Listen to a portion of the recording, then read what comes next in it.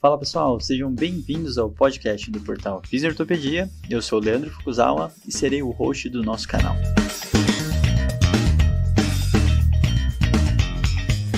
Esse podcast tem como função ressignificar o papel do fisioterapeuta em tempos modernos.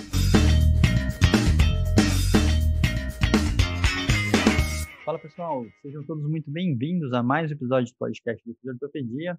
E hoje a gente está com um convidado mais do que especial, totalmente fora da bolha da fisioterapia, né? A gente trouxe uma pessoa bem diferente, ele vai se apresentar. Alexandre, seja muito bem-vindo e aproveite e já começa se apresentando aí pro pessoal. Eu que agradeço o convite, então é um prazer participar do podcast. Meu nome é Alexandre, sou professor livre-docente da Faculdade de Saúde Pública da USP, na área de inteligência artificial em saúde, mais especificamente na área que hoje domina a inteligência artificial, né, que é quase como se fosse um sinônimo de inteligência artificial, que é a área de machine learning. Então, o meu laboratório, que é o LabDAPS, que é o Laboratório de Big Data e Análise Preditiva em Saúde, lá da Faculdade de Saúde Pública, nós desenvolvemos algoritmos para melhorar decisões em saúde, que é a área mais difícil de todas, a mais complexa de todas, e como é que nós conseguimos utilizar esses grandes volumes de dados que temos hoje, né, que todo o sistema de saúde está coletando, desde as clínicas até os grandes hospitais, até as operadoras de saúde, como tirar valor desses dados, né, e tirar valor desses dados para melhorar decisões. Né? Então, nós usamos esses conjuntos de técnicas aí que a gente tem hoje, que é na prática encontramos que é o melhor conjunto para tirar valor desses dados. Então, eu espero falar um pouco sobre isso e agradeço novamente o convite. Muito bom. E como vocês viram, né, muito de peso. Rafa, tudo bem? Aproveita, se apresenta, brincadeira, Rafa. E aí, pessoal? Bom dia, boa tarde, boa noite a todos. Estou empolgado aqui com o papo com o Alexandre, acho que vai ser um papo muito bom. Com certeza. Então, assim, vocês sabem que é um tema que a gente já costuma falar de uma forma, obviamente, mais superficial, porque a gente não estuda tão a fundo, o Rafa um pouquinho mais. E como vocês viram, ele tem um background totalmente diferente, e eu vou começar com essa parte, né, da economia para a área de saúde. Como que aconteceu essa ponte na tua vida, Alexandre? Eu sempre tive muito interesse em análise de dados, né, e especialmente também como utilizar esses dados para diminuir um pouco dos nossos vieses na tomada de decisão, né, essas falhas humanas na tomada de decisão que às vezes não são totalmente racionais, né, e é uma área de bastante interesse dentro da economia, né, o quanto nós tornaríamos todo o sistema econômico mais eficiente se as pessoas tomassem a melhor decisão possível. E como eu falei no início, não existe nenhuma área tão complexa que envolva tantos fatores e tão difícil de tomar decisões quanto a área da saúde. Então a área da saúde ela é extremamente propícia para essa revolução do Big Data, essa quantidade imensa de dados e essa capacidade de tirar a melhor decisão possível a partir dessa quantidade imensa de dados. Então, sempre foi um grande interesse meu e esse caminho de focar na área da saúde sempre foi bastante natural para mim. Muito legal. E é bem interessante, né? Até eu tive que estudar para estar aqui entrevistando o Alexandre hoje, então eu fiz até o curso dele lá que tem no YouTube. E tem uma questão muito interessante que a gente frequentemente fala em relação ao raciocínio linear, né? Essa questão de causa e consequência e como o ser humano faz essas associações no dia a dia, né? E nessa hora que a gente está falando sobre Big Data e tudo mais, ele acaba realmente quebrando todo esse raciocínio. Eu queria escutar de você, Alexandre, para você falar um pouquinho desse sistema complexo que é o pensamento humano, né? E eu acho muito interessante que eu sempre começo com algumas aulas falando da definição de inteligência que vocês utilizam para a questão de como alimentam uma inteligência artificial. Então, hoje, o sistema mais inteligente que nós temos no mundo ainda é o cérebro humano.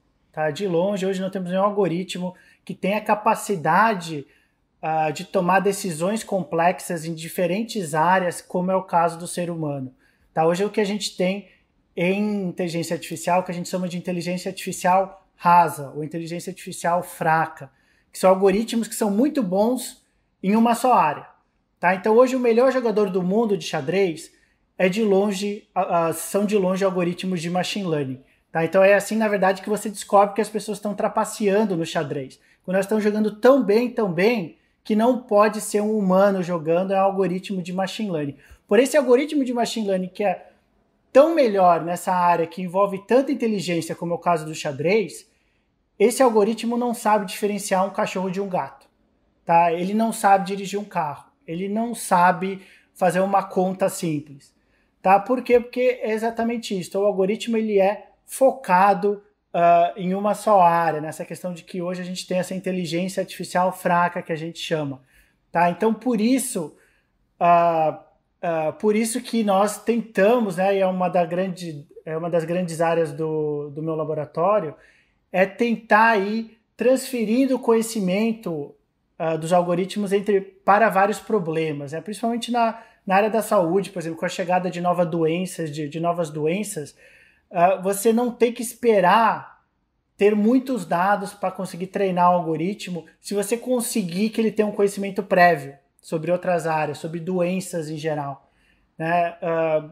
Então, essa capacidade dos algoritmos ainda está crescendo, é uma área, inteligência artificial, né, ainda é uma área relativamente muito jovem, muito nova, e os dados que nós temos ainda não são os ideais, né, então ainda muitos hospitais do Brasil, principalmente em regiões mais remotas, ainda estão começando agora esse processo de coleta de dados. A gente ainda tem muitos prontuários em papel no Brasil, mesmo nas cidades grandes, tá? E esses dados aí acabam não alimentando esses algoritmos de inteligência artificial. Então ainda temos muito aí a aprender para um dia chegarmos no sistema mais inteligente que nós temos, que é o cérebro humano, que não necessariamente é uma questão interessante isso, né? Será que para chegar à superinteligência artificial, né, o que a gente chama na área inteligência artificial geral, será que o melhor caminho é comparar, né, é tentar imitar o cérebro humano, ou será que a gente consegue via tentativa e erro? Tá? Isso daí é uma das grandes questões abertas hoje em inteligência artificial, né? Porque existe uma ala muito grande que defende que a gente tem que tentar imitar, conhecer melhor o cérebro humano, que por sinal é uma coisa que se conhece ainda bastante pouco, conhecer o cérebro humano para ir tentar imitar o cérebro humano e aí chegar a uma inteligência artificial geral, que é uma coisa que a gente não tem hoje. Por outro lado, existem pessoas como eu, por exemplo, né, que eu defendo isso, que a gente não necessariamente precisa copiar o cérebro humano. Eu até acho que é pouco ambicioso a gente tentar imitar o cérebro humano. Porque, por exemplo, se Santos Dumont tentasse criar uma máquina voadora imitando os seres biológicos que ele conhece que voam, né, ele teria ficado naquela história de bater asas até hoje, né? Então hoje o avião bateria asas, né? Então a gente conseguiu ir muito além do que a evolução nos trouxe em termos de voar, em termos de seres biológicos voando. E eu, na minha opinião, obviamente é uma área em debate, né? Eu acho que a gente consegue chegar à superinteligência ou inteligência artificial geral via tentativa e erro, que foi basicamente o que Santos Dumont fez com o avião. Ele não conhecia, não existia área de engenharia aeroespacial, nem física aeroespacial. Ele foi descobrindo via tentativa e erro. Então essa questão aí de inteligência, de cérebro humano e de capacidades algorítmicas, como eu falei, que ainda são limitadas, apesar de ganhar de seres humanos aí em muitas áreas, né, tomar melhores decisões que seres humanos em muitas áreas. Por exemplo, hoje, conduzir carros, os algoritmos já são melhores que humanos. Tá? A gente não vê ainda carro sem condutor porque não são perfeitos. Né? As empresas estão segurando aí até chegar muito próximo à perfeição, mas hoje os carros sem condutores que a gente tem andando pelas estradas dos Estados Unidos, eles têm muito menos acidentes do que humanos. Mas, de novo, eles não sabem jogar xadrez. Né? Eles não sabem diferenciar um cachorro de um hipopótamo. Sim. Isso é muito interessante, Alexandre, porque você fez uma analogia muito legal em uma das palestras em relação ao aprendizado da inteligência artificial ser muito parecido com o da criança, né? Onde ela sabe discriminar, mas ela não sabe detalhar o porquê. E esse processo de aprendizado é muito interessante. Eu vou puxar para o Rafa rapidinho, até porque a gente fala tanto de aprendizagem, a dor tem esse processo de aprendizagem, né? E toda essa ligação da neurociência e inteligência artificial, a ideia tem um pouco e tem suas semelhanças, né? Então, Rafa, aproveita e fala um pouquinho desses dois pontos, né? O aprendizado, a neurociência e a inteligência artificial, como ela é utilizada hoje em dia. Eu achei uma coisa muito legal na fala do Alexandre, né? Que a gente talvez não deveria usar o a inteligência humana, o cérebro humano como modelo, né? Até porque isso é uma visão muito errada nossa, né? E nos olhar como o ápice da evolução, assim. A evolução, ela selecionou uma inteligência boa para o ser humano, né? O Homo sapiens, de acordo com o nosso contexto social e com nosso ambiente, né? E a gente tem algumas coisas boas, né? Somos um ser social que consegue fazer associações, ter comportamento verbal, mas, por outro lado, né, a gente tem muitas falhas, né? Tem muito estudo com inteligência de polvo, de moluscos, por exemplo, mostrando que, dependendo do problema, eles resolvem o problema muito melhor do que a gente, né? Eles têm um raciocínio em paralelo, aparentemente, onde cada tentáculo funciona como um ser individual e eles conseguem resolver problemas de uma velocidade muito maior. Problemas complexos, às vezes, que a gente não consegue resolver tão fácil, né? Então, eu acho muito legal isso na fala, porque isso já é uma coisa da área das biológicas vem sendo questionado, né? A gente, por muito tempo, assumiu, né? A literatura assumiu que animais não tinham cognição, por exemplo, porque colocavam testes de humanos para os animais fazerem. Quando começaram a colocar testes para o meio ambiente onde eles estavam adaptados, evoluíram para ficar, aí a coisa começou a mudar de figura, né? Eles começaram a apresentar, talvez, até uma inteligência muito diferente da nossa para aquele ambiente, né? Foi selecionado de forma diferente. Então, realmente não faz sentido a gente parar para pensar que o nosso é o único caminho ou o melhor caminho, né? Acho que talvez existam... A inteligência artificial pode achar por tentativa e erro caminhos melhores, dependendo do problema e, né, do que se trata ali. E é uma questão aí que se fala bastante também, é que a inteligência artificial só repete padrões nos dados, né? E não é bem assim, isso é uma forma muito limitada de ver o ponto que estamos hoje em inteligência artificial.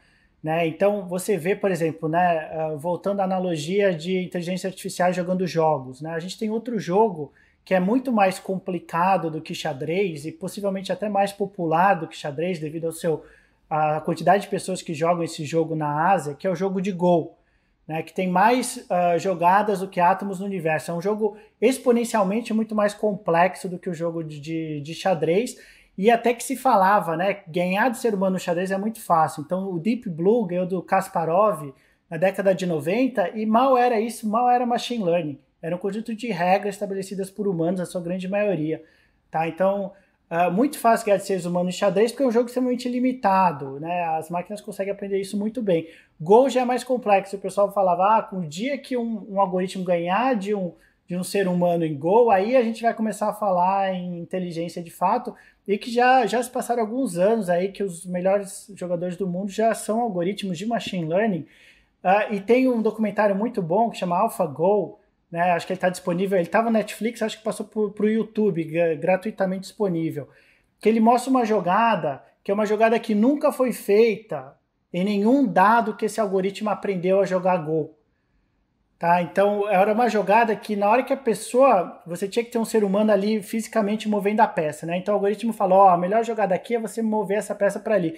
A pessoa não quis fazer essa jogada porque achou que era um erro, né? De tão errada que era essa jogada, que nunca era feita e que nunca tinha sido testada.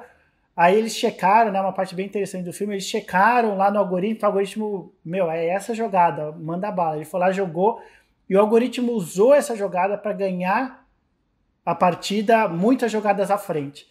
Então até hoje se estuda essa jogada, a jogada de Deus, ou a mão de Deus, eles chamam, e por que o algoritmo fez essa jogada.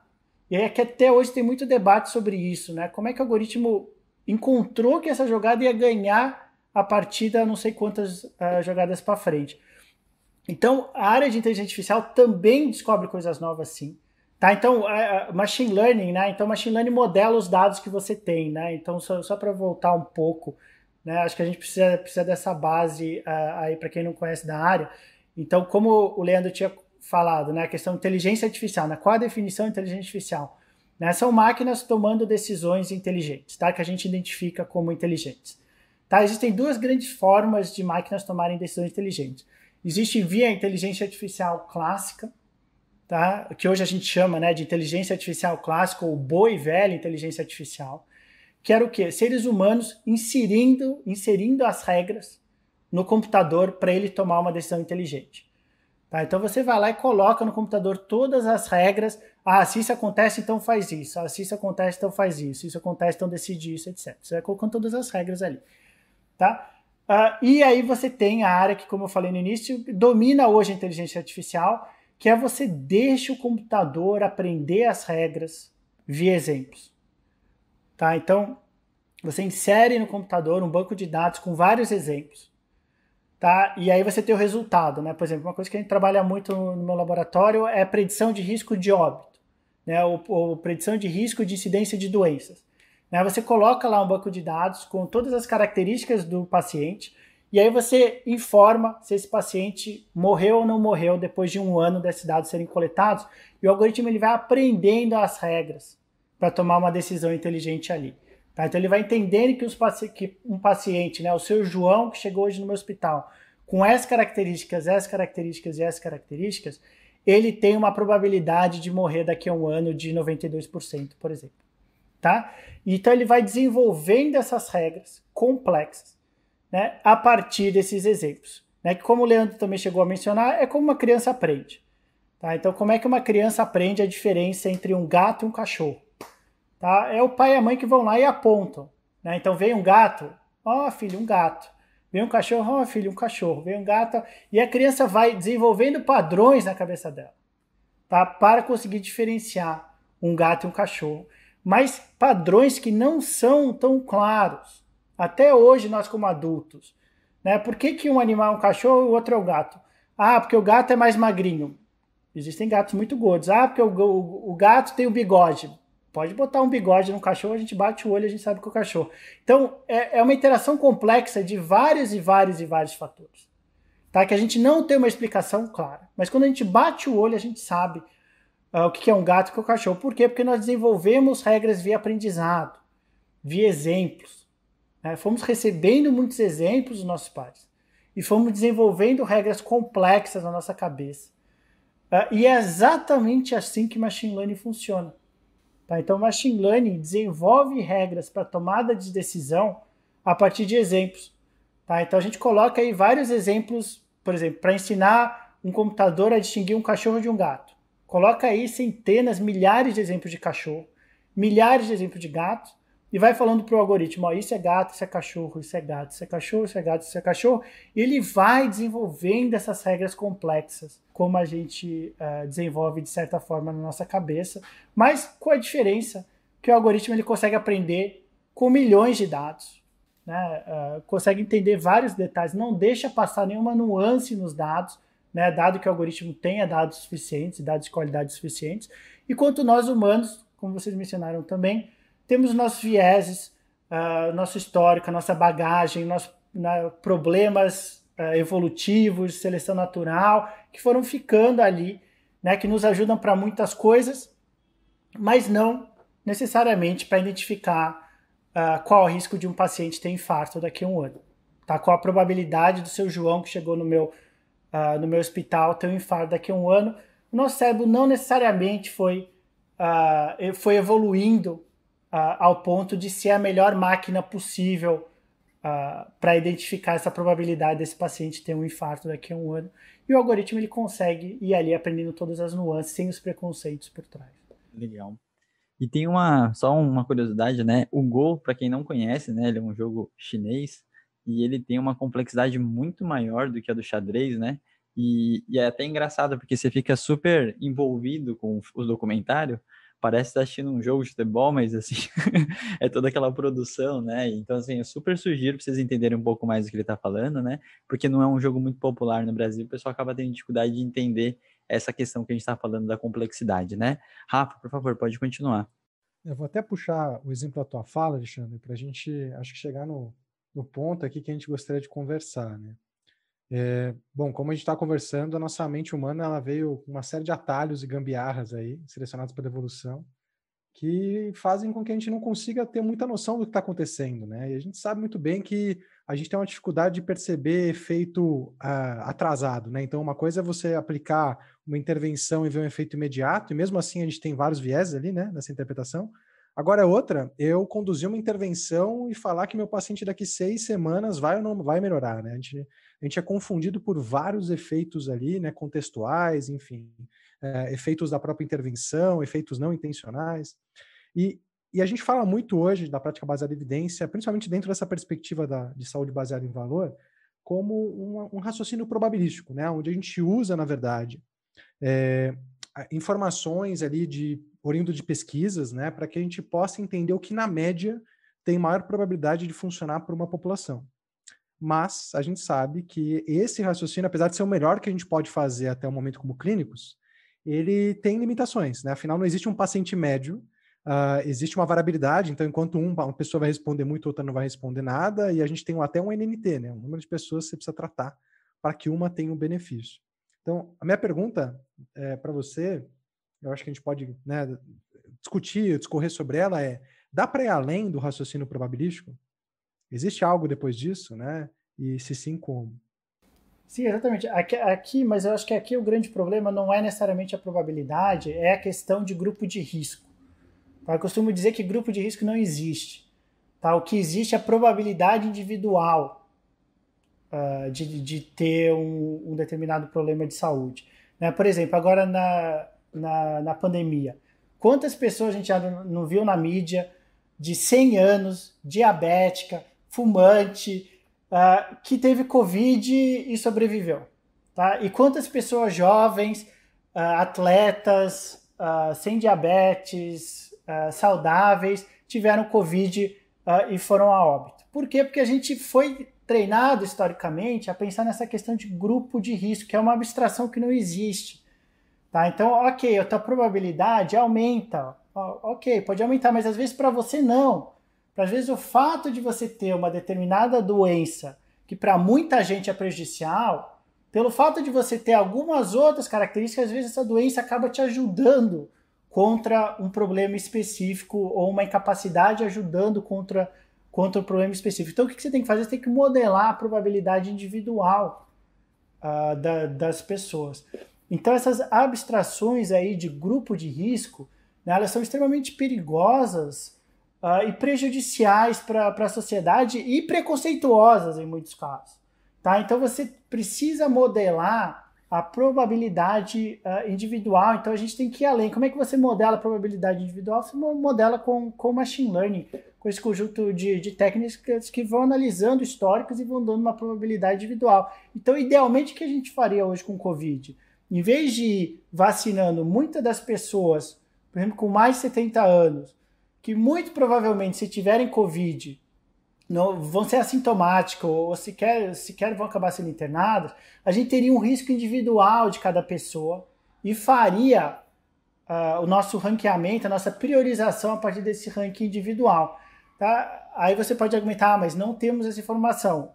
Ok, não temos, mas precisamos caminhar para algo parecido com isso. Se a gente tivesse um banco de dados de histórico dos pacientes, obviamente anonimizado, com acesso restrito, né, não divulgar para todo mundo, etc. Se a gente tivesse essa coleta contínua e consistente, né, liberada para pessoas selecionadas, etc., a gente teria exatamente isso. As pessoas teriam recebido em casa, ó, você é a pessoa número 7.482.541 da fila.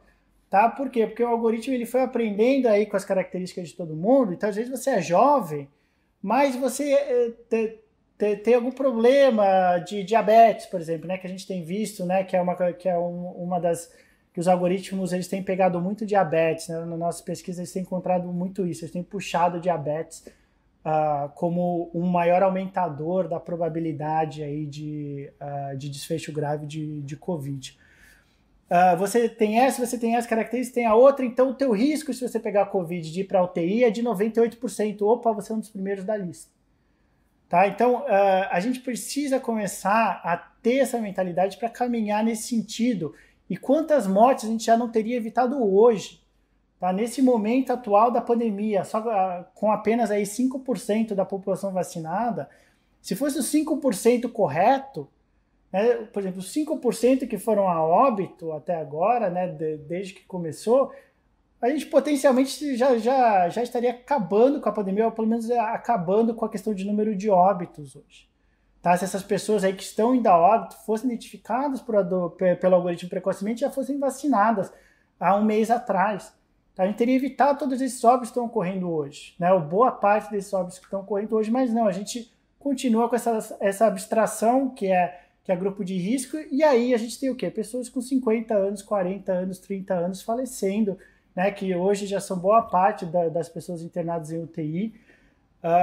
Por quê? Porque as pessoas tinham que ter sido vacinadas, mas a gente priorizou esse conceito abstrato, errado e preconceituoso de grupo de risco. Tá? Então, assim, por mais que a gente não tenha hoje a capacidade, por quê? Porque não há iniciativa de coletar esses dados de uma forma sistemática, a gente tem que caminhar para isso e começar a entender a quantidade de vidas aí que a gente conseguiria salvar, porque os hospitais estão coletando esses dados. Os hospitais têm esses dados. Tá? Então a gente está com várias pesquisas de Covid, os hospitais têm esses dados de Covid, eles têm esses dados dos seus pacientes. Então, esses dados existem, né? O que falta é uma vontade política mesmo de centralizar esses dados e permitir essas análises. Legal. Eu vou até aproveitar para fazer uma pergunta, uma dúvida bem pessoal minha, né? Porque eu adorei a fala, né, de como que a gente pode interagir mais entre os sistemas, né, até as variáveis, que eu acho que é uma das grandes questões, e ele leva para, com certeza, uma medida de precisão e uma população mais adequada para você ter uma intervenção e coisa do tipo, né? Só que ele vai um pouco inverso num pensamento da perspectiva populacional. Então, a gente entende que tem que ter a perspectiva populacional, até para fazer essa tomada de decisão e fazer essas ações que a gente chamaria em massa, né? E aí, até numa questão de ação mesmo, né, Alexandre? Me fala um pouquinho como que seria essa inversão, né, se você chama de grupo de risco, você fala de uma galera, né, de um grupo específico. Se você está falando de uma ação de precisão, você começa a ter que ficar achando essas pessoas e não sair, né, atirando para todos os lados de uma certa forma. Como que mudaria as ações públicas, né, principalmente em relação a esse raciocínio? Então, a inteligência artificial ela é perfeita para políticas públicas de saúde, né? Por quê? Porque quando você faz uma política pública de saúde, você não consegue colocar todo mundo lá dentro. Né? Então, por exemplo, eu quero fazer uma política para diminuir a mortalidade neonatal, né? De crianças com menos que 28 dias de vida. Então, quem é que eu coloco dentro dessa política pública? Eu não posso colocar todos os recém-nascidos, porque aí seria um desperdício muito grande, porque só uma pequena minoria vai a óbito. Então, o que eu faço? Eu quero colocar dentro desse programa quem tem maior risco, de fato, ter uma morte neonatal. Um risco individual. Tá? Então, eu quero colocar essas crianças que estão nascendo, que têm um alto risco de ir a óbito daqui a 28 dias, eu quero colocá-las no programa para evitar que elas acabem indo a óbito. Né? Então, se você tem um risco individual, você fala que, e a gente tem uma pesquisa sobre isso, mostrando que a gente consegue fazer isso muito bem no município de São Paulo, com dados da ADN, que é a Declaração de Nascido Vivo, que é preenchida para toda criança que nasce, todo recém-nascido que nasce preenche essa Declaração de Nascido Vivo, e só com essa informação, automaticamente, rotineiramente coletada, o algoritmo consegue falar, essa criança recém-nascida tem uma probabilidade de ir a óbito de 92%, 95%, por exemplo. E a gente mostra que se fosse criada uma política pública com a grande minoria das crianças, 5%, 10% apenas dos recém-nascidos, a gente teria dentro dessa política pública todos os recém-nascidos que eventualmente iriam a óbito. Então você consegue colocar dentro dessa política pública, que é um problema de toda a política pública, né? Como eu cheguei a mencionar, não dá para botar todo mundo dentro de toda a política, isso aí seria um desperdício de dinheiro enorme. Você tem que identificar quem vai ser mais beneficiado dessa política pública. E você faz isso com risco individual. Tá? Então você conseguiria falar, então na hora que o médico preenche a declaração de nascido vivo, manda para o sistema já volta para ele falando que, olha, essa criança daqui, ela tem 97% de probabilidade de morrer daqui a um ano. Não dá alta para essa criança. Né? Ou coloca ela dentro da sua política de prevenção de óbito neonatal.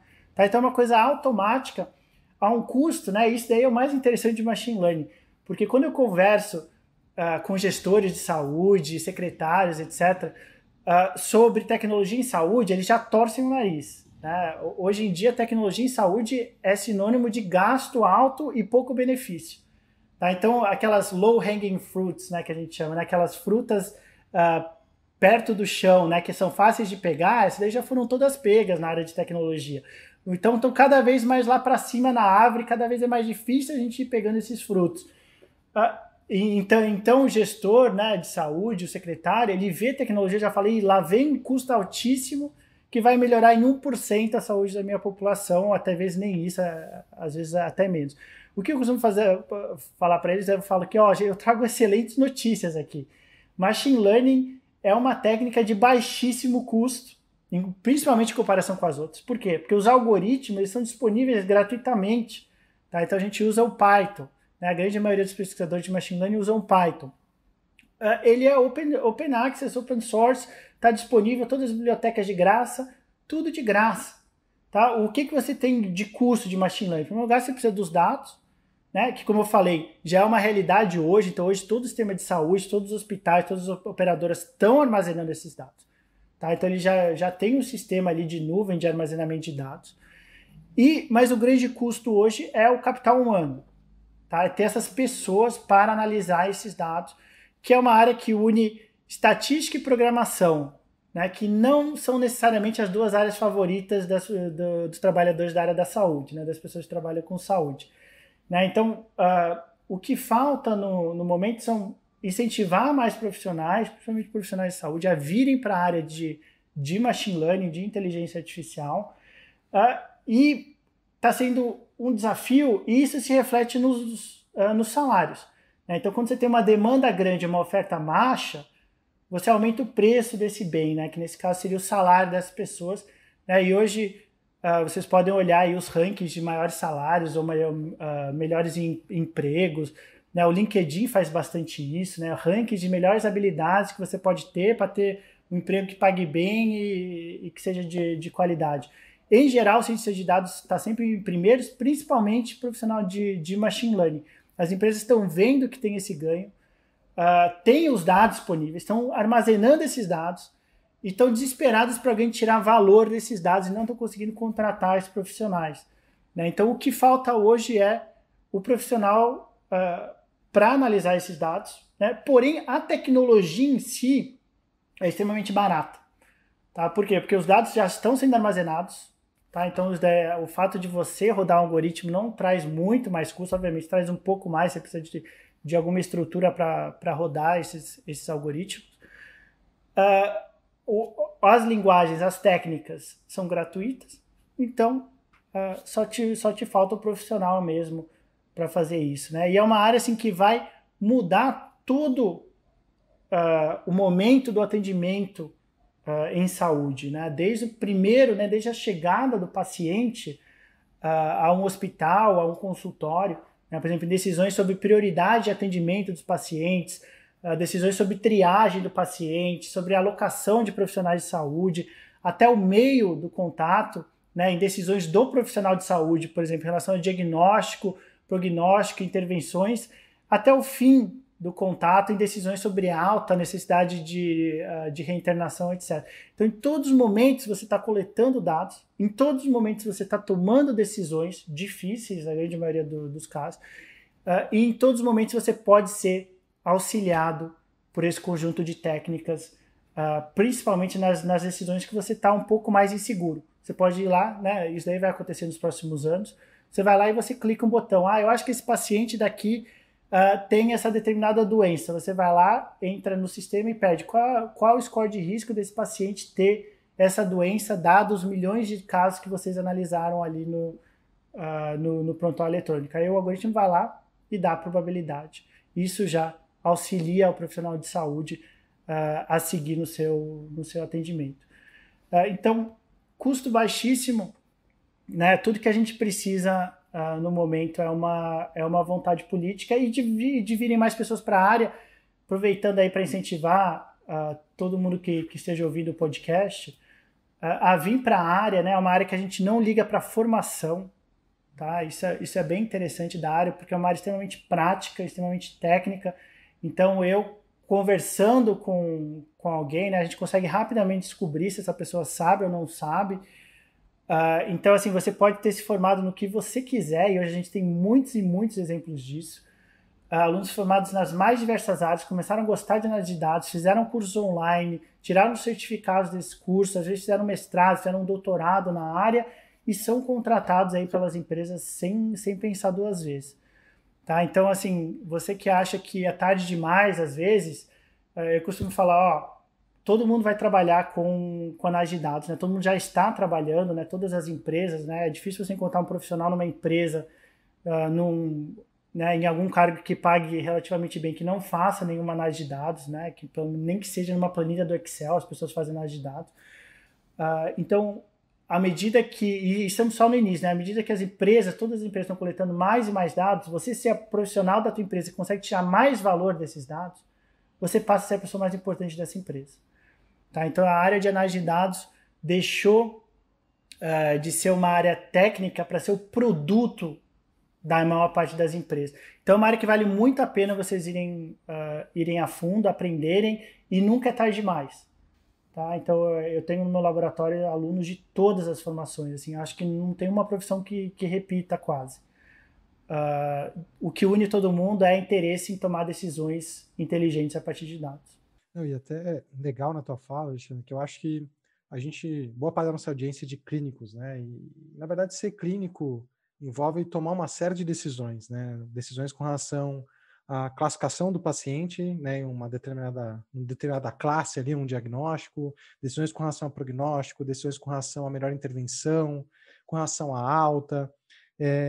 E aí eu queria... Acho que a gente está caminhando para os momentos finais, mas eu acho que dá para a gente falar, e eu vou te fazer 2 perguntas que eu acho que vão te deixar conduzir esse papo aí para esses momentos finais, que são: por que agora? Por que nesse momento, dado que a inteligência artificial está rolando desde 1950, 60 aí? E a outra pergunta é quão longe a gente está de ter, de fato, um auxílio, todo clínico poder tomar decisões, dado que são decisões que não são narrowed, né? São decisões que exigem talvez uma inteligência mais geral, mas o quão longe estamos de um auxílio na tomada de decisão, né? Porque hoje, quando a gente olha para a literatura, a gente vê que a gente tem bons algoritmos para detecção de imagem, por exemplo, mas ainda os algoritmos que ajudam na tomada de decisão, né, esse suporte de decisão clínica, ainda talvez não estejam performando tão bem assim. Então, deixar essas 2 perguntas no ar, né? Por que agora e quão longe estamos da gente poder, como clínico, ter um auxílio na tomada de decisão com base em inteligência artificial? Sim, ótimo. Então, por que agora? Né? Então, como você mencionou bem, a gente já ouve falar de inteligência artificial, né, há bastante tempo, né? Sempre apareciam séries, filmes, algum artigo, etc., sobre inteligência artificial, mas começou a explodir na década passada, 2012, 2015, foi quando começou a crescer de fato essa área. Né? E por que agora? Né? Por causa de 3 grandes fatores. Tá? Em primeiro lugar, o Big Data, como eu mencionei. Tá? Então, os algoritmos eles precisam de dados para aprender essas regras. Tá? O algoritmo está aprendendo o mundo zero. Tá? Então, o algoritmo, quando ele vai aprender a diagnosticar uma doença, ele não sabe nada sobre humanos, ele não sabe nada sobre uma vida, ele não sabe o que é uma doença, o que é dor, ele não sabe nada. Então, ele está aprendendo o mundo zero. Então, ele precisa de muitos exemplos. Tá? Tem uma comparação bem injusta que às vezes se faz com algoritmos, falando que os seres humanos conseguem aprender coisas com muito menos exemplos de algoritmos. Mas é óbvio, né? A gente já conhece tudo em volta de tudo que a gente vai vendo, né? Então, o dia inteiro da nossa vida, a gente pode ficar deitado na TV, a gente pode ficar deitado no sofá assistindo TV. A gente está aprendendo muitas coisas visualmente, de aparência de objetos, de tamanho, de movimentos. Então a gente está aprendendo o tempo inteiro sobre muitas e muitas coisas. Né? E o algoritmo está começando no mundo zero. Tá? Então ele nem sabe o que é lei da gravidade, não sabe o básico de que qualquer criança sabe. Então ele está aprendendo no mundo zero, então ele precisa de muitos exemplos. Então o Big Data é fundamental para isso. Tá? Em segundo lugar, a capacidade computacional. Tá? Então, cada vez mais a gente está tendo próprio hardware especializado em machine learning, tá? Mas as próprias melhorias dos computadores, aumento da memória, principalmente essa chegada dos GPUs, né? Cada vez mais utilizando essas placas de vídeos que funcionam muito bem para alguns algoritmos de machine learning. Isso daí está tornando todo o processo de aprendizado dos computadores muito mais rápido. Tá? Então, algoritmos que levavam, aí quando o nosso laboratório começou, a gente tinha algoritmos que levavam semanas e semanas. Tá? O nosso laboratório é 2017. o que é a pré-história, né? A área de machine learning ela evolui muito rápido, né? Então, às vezes a gente está usando alguma técnica que a gente chama de uma técnica clássica de machine learning tem 1 ano e meio atrás. Né? Então, isso daí é uma coisa que acontece bastante com uma área que está em grande ebulição, né? Que está evoluindo muito rapidamente. Então, a gente tinha algoritmos aí que levavam semanas. Hoje, os nossos algoritmos mais complexos levam alguns dias, né? Na grande maioria, algumas horas. Então, a capacidade computacional tem sido muito importante, esse avanço computacional tem sido muito importante. Em terceiro lugar, o próprio desenvolvimento técnico da área.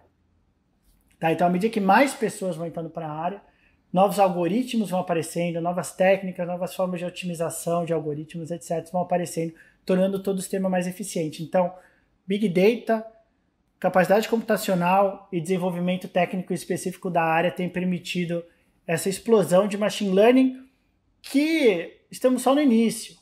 Tá? E isso aqui é extremamente importante. Né? As pessoas falam que tá tendo um hype de machine learning, as pessoas estão ouvindo falar muito de machine learning. Eu falo para as pessoas, você não faz ideia do que vem por aí. A gente não está falando nada de machine learning, assim, deveria estar ocupando todo o nosso... Bom, ok, podem me chamar de viesado, né, que é a minha área, mas deveria estar ocupando todo, né, e daqui a uns anos vocês me cobrem sobre isso.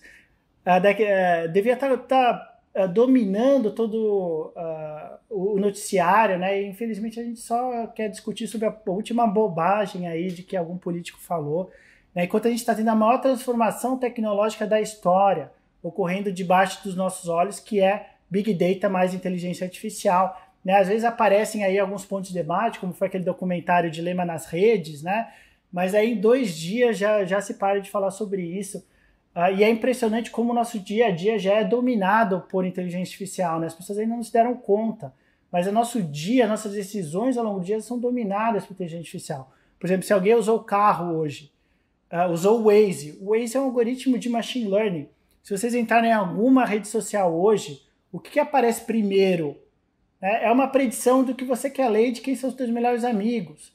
Se você entrar no Netflix, aquelas sugeridos para você, isso é um algoritmo de machine learning. Se você pesquisar alguma coisa no Google, é uma predição do qual site você está pesquisando. E a gente só está começando, né? A gente só está no início. Tá? Então, assim, estamos ouvindo falar cada vez mais sobre machine learning. Não é hype, muito pelo contrário. As pessoas subestimam consistentemente, continuamente, o potencial transformador de machine learning. Tá, então, daqui a 5 anos, venham falar comigo. Eu garanto para vocês que vocês vão estar ouvindo falar muito, muito, muito mais de inteligência artificial do que vocês estão falando, do que vocês estão ouvindo falar hoje, que aí entra na tua segunda pergunta, que é essa questão de quando. Tá? Na área da saúde, o quando, para nós, depende dos dados. Tá? Então, a gente tem as técnicas, como eu falei, são disponíveis gratuitamente. A gente acompanha todos os artigos, né? Eu estou falando do meu laboratório, dos meus alunos, a gente acompanha todo o estado da arte, né? A gente lê todos os artigos, acompanha todas as competições do Kaggle, acompanha tudo. Então a gente sabe o estado da arte, a gente próprio vai descobrindo muitas coisas. Então a gente sabe o estado da arte, a gente tem o capital humano no nosso laboratório. Então por que a gente não transformou o sistema de saúde no Brasil? Porque a gente não tem os dados para isso. Tá? No dia que a gente tiver os dados, o resto está tudo garantido. O que é interessante no Brasil, porque inverte a história do Brasil, onde o Brasil tem a matéria-prima, mas não tem a tecnologia. Machine Learning a gente tem a tecnologia, mas não tem a matéria-prima. Tá? Por que alguns países às vezes fazem pesquisas mais interessantes em Machine Learning em saúde do que a gente? Porque eles têm um sistema integrado. Tá? Eles têm acesso a esses dados que acompanham os pacientes e eles usam exatamente as mesmas técnicas que a gente usa no nosso laboratório. Então, assim, para quando que a gente vai transformar o sistema de saúde? Quando a gente tiver esses dados para transformar o sistema de saúde, mas assim, também a gente chegar com as soluções, né? E os profissionais de saúde não estarem preparados para aceitar, e eles estão cada vez mais preparados, né? Então, a gente estava conversando em off antes de começar o podcast, que muito se fala de substituição. Obviamente não existe substituição, não vai existir substituição. Machine Learning é um suporte à decisão, Machine Learning nem toma decisão, dá uma probabilidade só. Então, por que falar isso? Porque quando eu começava a falar de Machine Learning e inteligência artificial, era a pergunta que sempre aparecia. Hoje os profissionais de saúde já estão conhecendo a área, já estão vendo que, obviamente, não vai substituir ninguém, e estão cada vez mais empolgados com esse auxílio, de finalmente ter um auxílio concreto para tomar decisão. Tá? Porque o que a gente tem hoje na área da saúde? Muita informação, mas informação dispersa. Tá? Então, resultado de sinais vitais ali, resultado de hemograma aqui, medicamentos ali, sintomas aqui, mas nada que unifique essa quantidade imensa de informação. E é isso que Machine Learning vai trazer, essa unificação dessa quantidade imensa de informação que é coletada no sistema de saúde e ajudar os profissionais de saúde, de fato, a tomar uma decisão e não ficar jogando uns números na cara deles. E pode ficar tranquilo que a gente está preparando uma frota aí para estar com esse raciocínio aí, Alexandre. E é uma construção, na real, né? Acho que uma naturalização, a gente tem falado direto sobre tecnologia, e é muito legal toda essa sua fala e toda essa parte muito evoluída, né? Mas é uma curiosidade também que eu acho que é bem legal você falar, o que Alexandre tem feito atualmente, né? Então, literalmente, o que está no dia a dia, o que você está estudando e quais são as perspectivas futuras que você vê dessa grande mudança, né? Então, acho que isso é essencial para a gente, entre aspas, se preparar, mas também ir acompanhando. Eu acho que toda vez que a gente acompanha o processo é muito mais fácil do que pegar o resultado pronto, que quando choca é aquela coisa que você não está vendo passar do teu lado, né? E do nada ele chega e te derruba, né? Então, fala um pouquinho dessa parte, indo para as considerações finais já, a gente já está no finalzinho aqui. Uma coisa que nós estamos muito interessados aí para os próximos anos é fazer estudos clínicos randomizados de inteligência artificial, que já estamos começando na primeira fase, que é descobrir o que o profissional de saúde quer de resultado de um algoritmo de machine learning, que é uma coisa que hoje, sequer isso a gente sabe na literatura. Tá? Então é uma área tão inicial que nem isso a gente sabe hoje. Por exemplo, será que o profissional de saúde quer apenas uma resposta sim ou não? Por exemplo, ele pergunta, esse paciente vai ter um infarto daqui a 5 anos e o algoritmo falar sim ou não. Existem médicos que defendem isso, tá? No sentido de que os profissionais de saúde já têm um overload cognitivo no seu dia a dia muito grande e você ficar colocando muito mais informação para eles, aí só vai prejudicar. Tá? Então, primeira opção é isso, sim ou não. Segunda opção, dar uma probabilidade. É falar que esse paciente com essas características tem 92% de probabilidade de ter essa doença.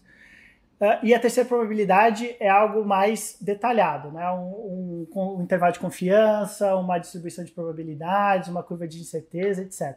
Então, a gente está nessa fase inicial, que a gente conseguiu financiamento do CNPq, da Microsoft e da Fundação de Amparo à Pesquisa da Paraíba, onde nós estamos desenvolvendo esse aplicativo para descobrir isso. A primeira coisa é o que o profissional de saúde quer receber de um algoritmo de inteligência artificial. Em segundo lugar, a gente vai partir para estudo clínico randomizado de inteligência artificial. Né? Por quê? Porque inteligência artificial não é intervenção. Mas à medida que ela funcionar, à medida que os profissionais de saúde começarem a ver que ela funciona, isso vai virar a intervenção. Tá? Eu costumo usar o exemplo do Waze, que eu já falei, né? O aplicativo de trânsito.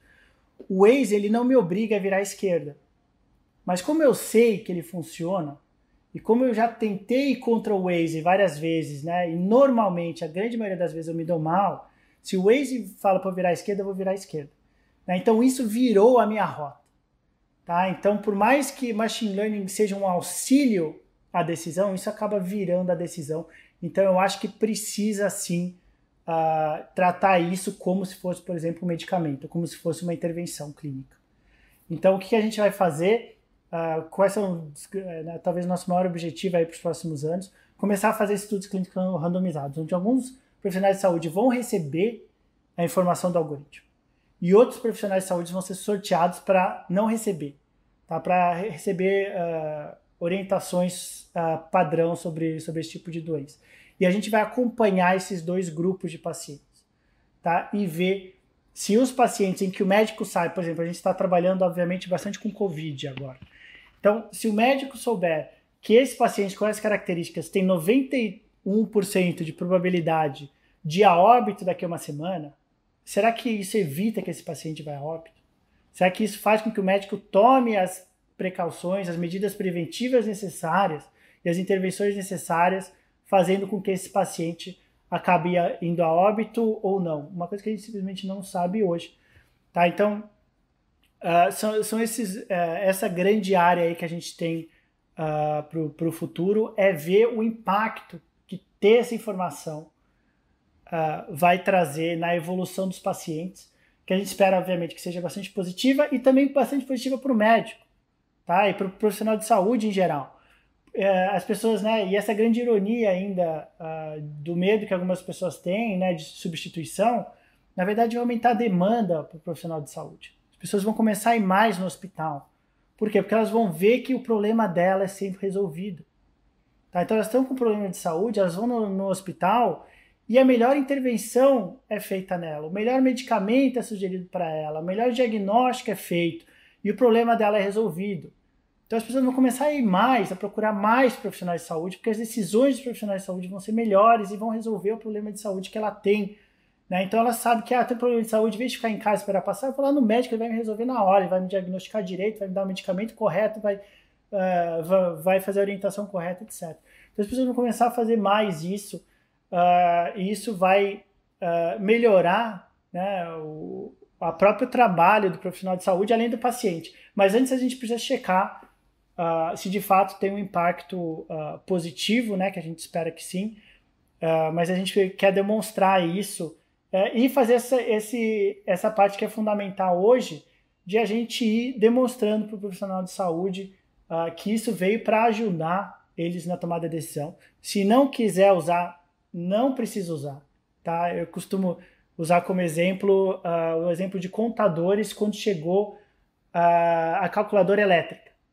Tá? Os contadores eles não precisavam usar uma calculadora, pode continuar fazendo no lápis mesmo, no papel e no lápis, pode continuar, mas a realidade é que esses profissionais que se recusavam, né, a usar uma tecnologia que melhorava as decisões deles, tornava eles mais produtivos, foram perdendo espaço para aqueles que adotaram essa tecnologia. Não tirou o trabalho de contadores, muito pelo contrário, ficaram mais produtivos, conseguiram trazer mais clientes, abriram mais portas, etc.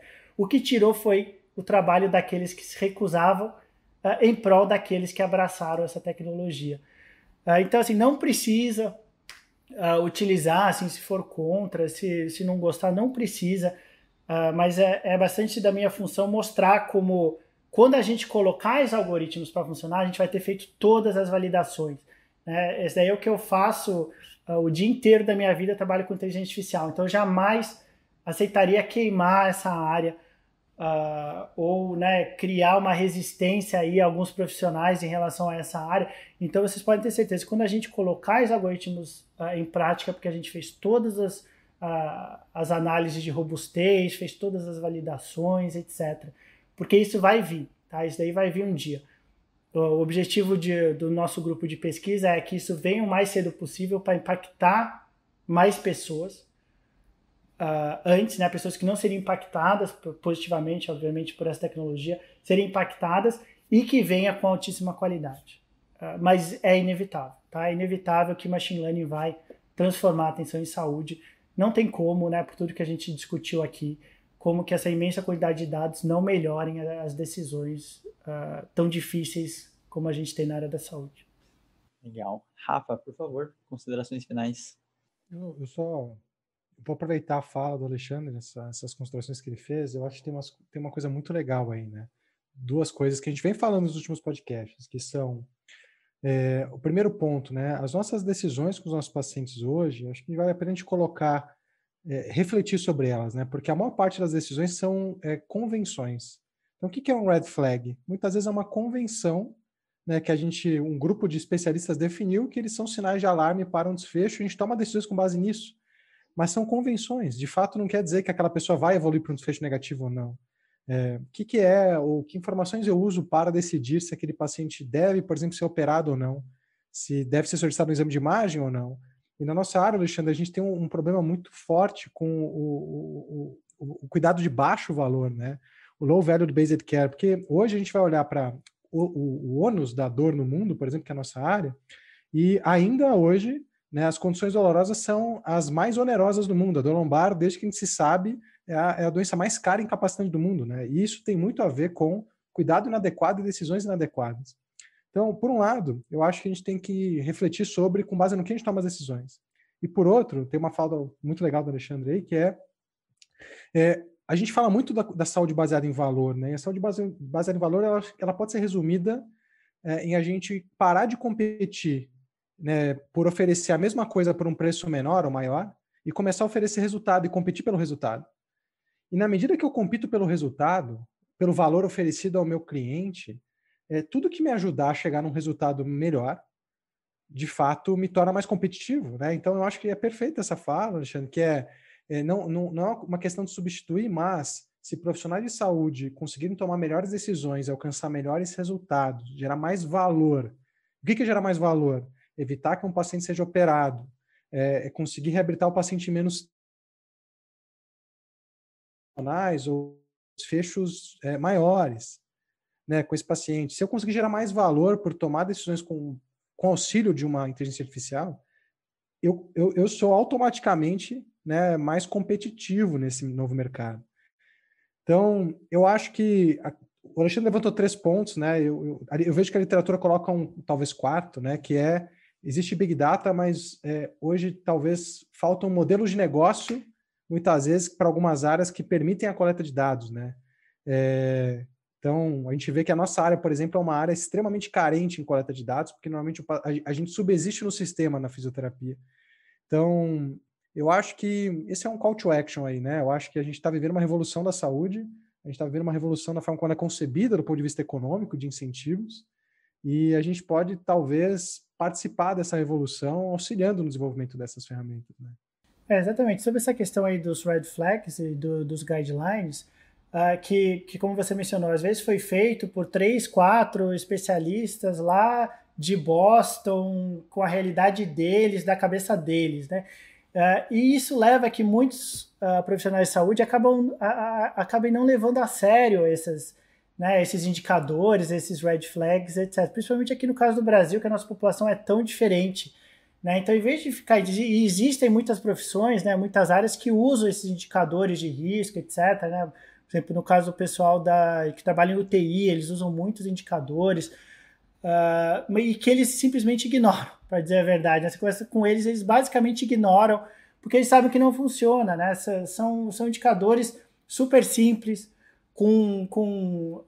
que usaram técnicas aí de 30 anos atrás, foram treinados lá em Londres, que não tem nada a ver com o Brasil, né? Então você cria todo esse histórico por trás, né, de um indicador que não tem nenhuma aplicação na realidade brasileira.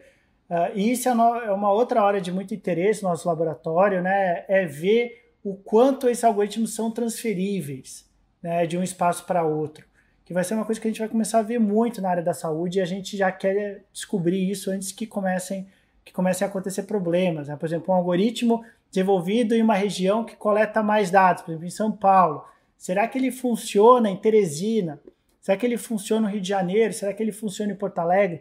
A gente simplesmente não sabe isso hoje, e a gente quer evitar essa história da ciência, né? Onde decisões ou onde intervenções que funcionam lá em Nova York vêm para o Brasil sem nenhuma reflexão, como se fosse tudo igual, como se as características dos nossos pacientes fossem iguais, sobre o sistema de saúde fossem iguais, chegam aqui e são simplesmente utilizados no Brasil. A gente quer evitar esse problema histórico da área da saúde e desenvolver algoritmos aí que funcionem de fato para os pacientes para os quais eles vão ser aplicados, né? E não ficar trazendo coisa de fora ou opinião de experts aí da década de 80, isso não tem nenhum cabimento. Muito bom. Alexandre, infelizmente eu tenho que finalizar, porque a gente já está com o tempo estourado aqui. Queria agradecer de verdade, assim, pela sua fala, por toda a explicação, e principalmente falar tanta coisa que vai ser do futuro, né? Acho que é uma coisa muito relevante. E perguntar para você divulgar todo mundo, né? Onde que o pessoal pode te encontrar, onde tem conteúdo teu, né? Onde o pessoal pode falar contigo. Obrigado, Leandro. Então, para entrar em contato comigo, né, nas redes sociais, eu uso mais o Twitter profissionalmente, também estou no LinkedIn, e tem o meu curso no YouTube de inteligência artificial em saúde, se alguém tiver interesse, né? É um curso introdutório aí, focado em quem ainda não conhece muito sobre a área, tá? Eu começo bem do básico, a gente vai avançando, então é só procurar meu nome no YouTube, ele está no canal da USP.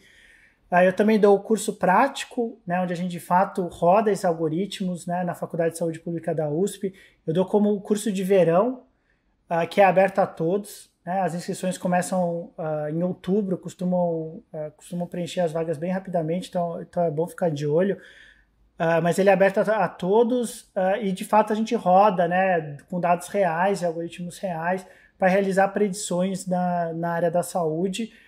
E agora, para quem é aluno da USP e também para alunos de fora, a gente tem algumas vagas de aluno especial. Vou começar a dar o meu curso como parte regular do programa de pós-graduação em epidemiologia da Faculdade de Saúde Pública da USP. Pela primeira vez eu estava esperando, porque eu achava que não ia ter demanda, mas tem aumentado bastante. Então, a partir do segundo semestre desse ano, eu vou começar a dar esse curso, que eu espero que seja presencial, mas talvez seja online ainda esse ano. Também para alunos de pós-graduação da USP e para convidados também de fora. Legal. Então, muito obrigado. Gente, então eu vou deixar depois os 2 links, tanto o TED Talks, que é uma introdução de toda essa temática, né, que ele falou, quanto esse curso da USP. Eu estava até fazendo antes agora aqui da gente conversar. É um curso que é uma fala bem fácil, ele é bem acessível, tá? E aí depois, obviamente, que ele vai aprofundando. Agradeço de novo e até a próxima. Muito obrigado, pessoal. Valeu!